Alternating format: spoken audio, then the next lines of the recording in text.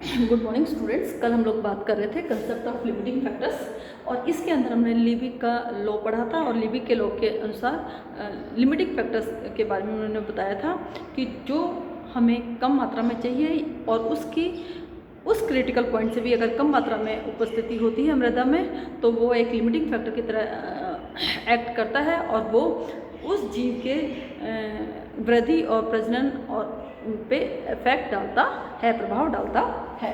और इसलिए हमने उसको कहा था लिबिक लॉ ऑफ मिनिमम। अब जब देखा गया तो सेकेंड टाइम हमने जब पढ़ा था तो हमने कहा ब्लैकमैन को यूज़ किया था। ब्लैकमैन ने कहा था कि अगर हम मृदा के अलावा भी दूसरे कारक भी अगर हम लेते हैं जिसमें उसने फोटोसिंथेसिस का यूज़ किया था और कहा था कि खाली कार्बन डाइऑक्साइड ही नहीं, प्रकाश की जो इंटेंसिटी भी है वो भी एक लिमिटिंग फैक्टर की तरह एक्ट करती है।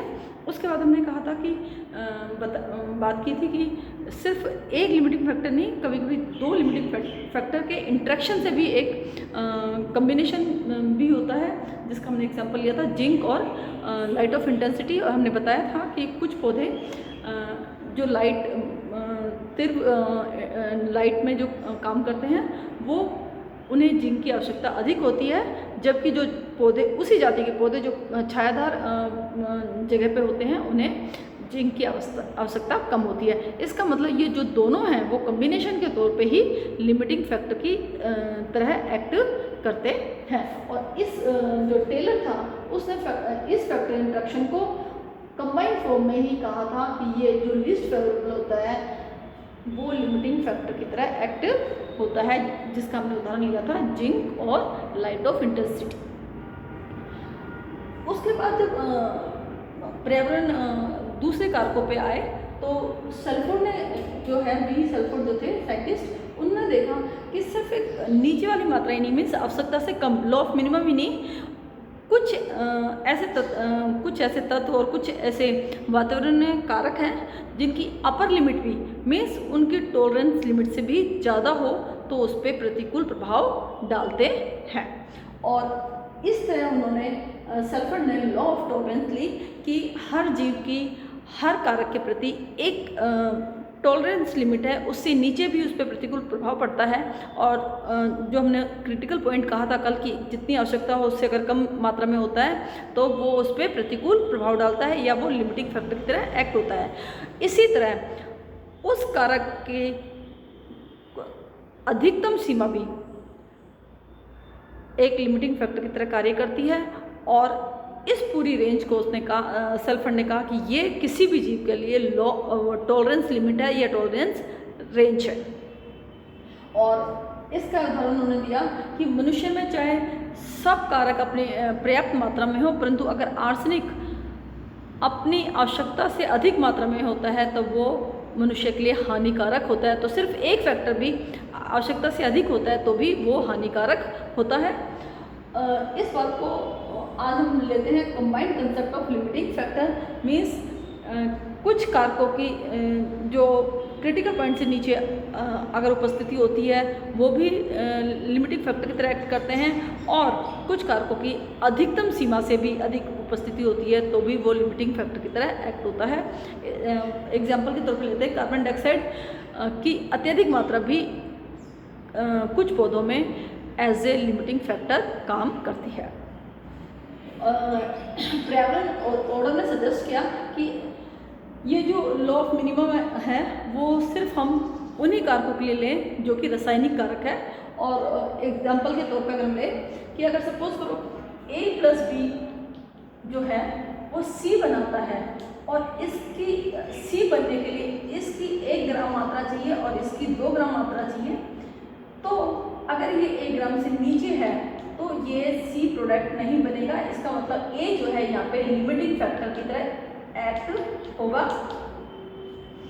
परंतु उन्होंने कहा कि अगर इसकी मात्रा अधिक भी होगी वो भी एक लिमिटिंग फैक्टर की तरह कार्य कर सकता है। उन्होंने कहा इसमें तो हमें मालूम है कि ये दोनों आवश्यकता है तो आप रासायनिक पदार्थों के लिए आप लॉ ऑफ मिनिमम ले सकते हैं, परंतु एनवायरमेंटल फैक्टर जिसकी अत्यधिक मात्रा प्रेजेंट है उसके लिए हमें सल्फर के नियम के अनुसार अत्यधिक भी हानिकारक है। तो उन्होंने कहा कि इसको हम रेंज ऑफ टॉलरेंस में ही लें।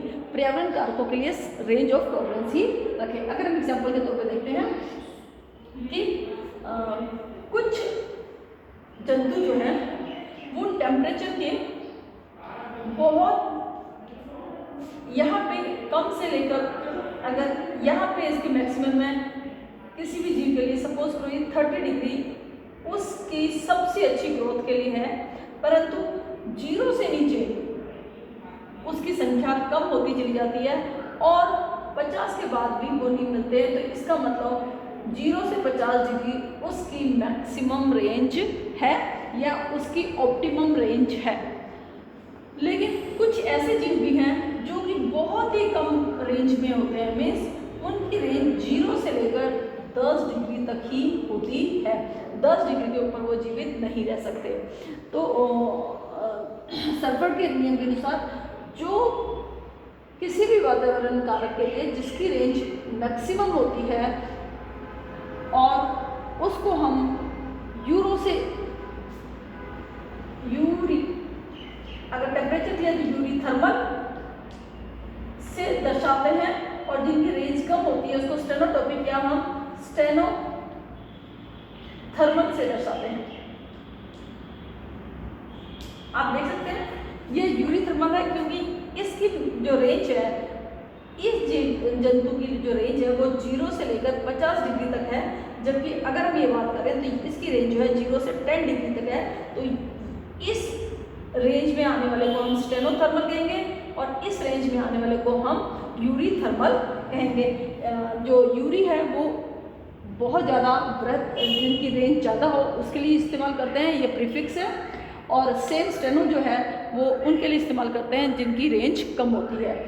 और जो पीछे वाला जो लगा होता है वो डिपेंड करता है कि किस चीज़ के बारे में बात कर रहे हैं। अगर थर्मल है तो इसका मतलब टेम्परेचर की बात कर रहे हैं, अगर हेलाइन है तो हम सोल्ट की बात कर रहे हैं कि वो सोल्ट, अगर यूरी हेलाइन है इसका मतलब वो सोल्ट की बहुत लंबी रेंज को सहन कर सकता है, और अगर हम स्टेनो हेलाइन कहते हैं तो इसका मतलब वो सलाइन की बहुत थोड़ी रेंज को ही सहन कर सकता है। तो ये जो है ये हमारे लिमिटिंग फैक्टर्स के चैप्टर का है, और इसमें से बहुत सारे एग्जाम्पल आपके पास आते हैं। और तीनों लॉ जो हैं, Liebig law of minimum, Blackman Liebig law of minimum और सल्फर्स लॉ ऑफ टॉलरेंस, ये तीनों आपके एग्ज़ाम में कई बार पूछे जाते हैं। इनको हमें अच्छी तरह याद होगा। तो अगर हम बात कर सकते हैं तो इन तीनों को की हमें डेफिनेशन भी अपनी किताबों में देख के याद करनी पड़ेगी। अब कल हम नेक्स्ट चैप्टर स्टार्ट करेंगे। Thank you.